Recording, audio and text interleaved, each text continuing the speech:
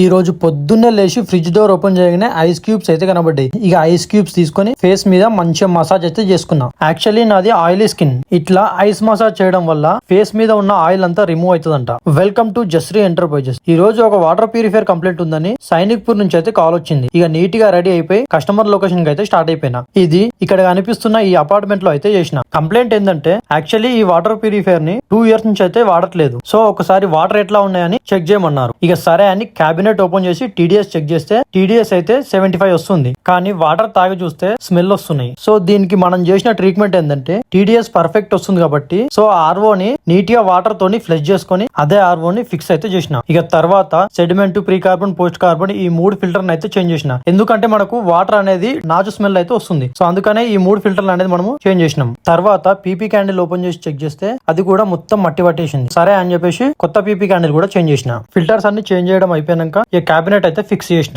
ఇక ఇది అయిపోయాక రిటర్న్ ఇంటికి వెళ్తుంటే షుగర్ కేన్ బండి కనిపిస్తే ఒక గ్లాస్ షుగర్ కేన్ అయితే తాగి ఇంటికి అయితే పోయినా. ఇక ఇంటికి పోయినాక లాస్ట్ కి చాలా డేస్ నుంచి హెడేక్ అయితే వస్తుంది. సో ఒకసారి ఐ టెస్ట్ చేయించుకుందామని చెప్పి లెన్స్ కట్ అయితే పోయినాం. ఇక టెస్ట్ చేసిన తర్వాత గ్లాసెస్ పెట్టుకుంటే హెడేక్ అనేది కంట్రోల్ అవుతుంది అని చెప్పేసి చెప్పారు. ఇక నేను కూడా డైలీ బైక్ మీద ఎక్కువ డ్రైవ్ చేస్తా కాబట్టి నాకు కూడా ఏమన్నా గ్లాసెస్ ఉన్నాయా అని చెప్పేసి అడిగితే నాకు కూడా ఐ టెస్ట్ చేసి గ్లాసెస్ తీసుకుంటే బెటర్ అని చెప్పేసి చెప్పారు. ఇక 2 గ్లాసులు అయితే ఆర్డర్ చేసి ఇంటికి అయితే వచ్చిన. ఇక ఈ వీడియో అయితే నెక్స్ట్ వీడియోలో మళ్ళీ కలుద్దాం. అంతవరకు బాయ్ బాయ్.